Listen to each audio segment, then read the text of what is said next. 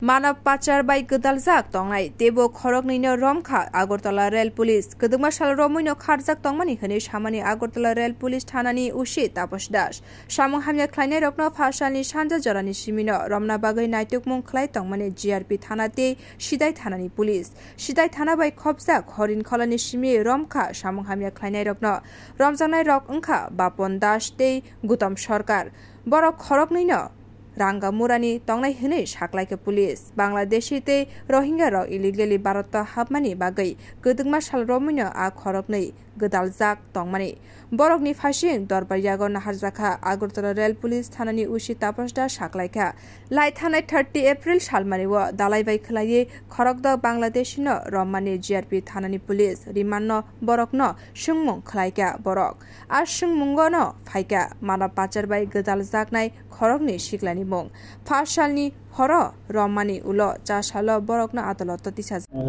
আমাদের গত 30/4/2024 এ একটা আমাদের আগরতলা জেল পিএস একটা কেস হয়েছিল যার মধ্যে 6 জন বাংলাদেশি ন্যাশনাল এবং একজন ইন্ডিয়ান টাউট অ্যারেস্ট হয়েছিল তো আমরা যথারীতি তাদেরকে মানে আইনি পদ্ধতি মেনে কোর্টে পাঠাই এবং তাদেরকে ইন্টারোগেশন করা হয় ওই ইন্টারোগেশনে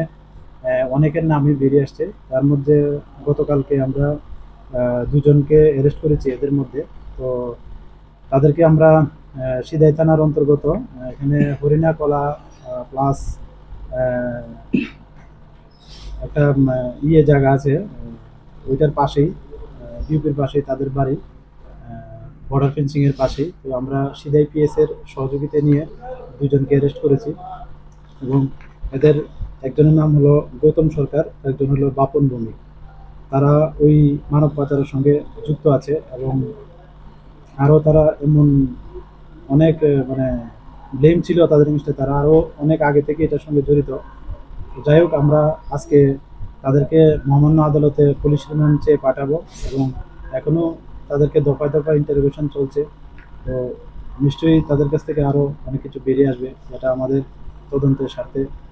খুব সহায়ক হবে কয়দিনের পুলিশ রিমান্ড চাওয়া হবে আমরা 2 দিনের পুলিশ রিমান্ড চাই আচ্ছা ওই তাদেরকে জিজ্ঞাসা করতে বাংলাদেশে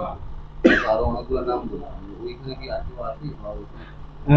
নাম বলছে আমরা এগুলো দেখছি অ্যাকচুয়ালি তদন্তের স্বার্থে আমরা এগুলো এখন রিভিল করতে পারছি না ধারাটা হয়েছে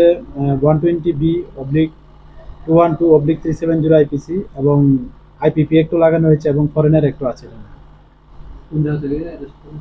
এগুলি সিদাই থানার অন্তর্গত হরিণাকলা একটা জায়গা আছে বর্ডারের সঙ্গে সে কি আর কোনো সে কোথায় বেসিক্যালি কোথায় পাচার করতো সে মানে এখন পর্যন্ত যা জানা গেছে সে শুধু ওই মানে বর্ডার ক্রসিং এর সহায়তা করতো এতটুকু পর্যন্ত আর কি বাকি আমরা আরো তখন মানে ইন্টারোগেশন আরো আসবে আশা করছি ইন্টারোগেশন চলছে বিউরো রিপোর্ট কখরা।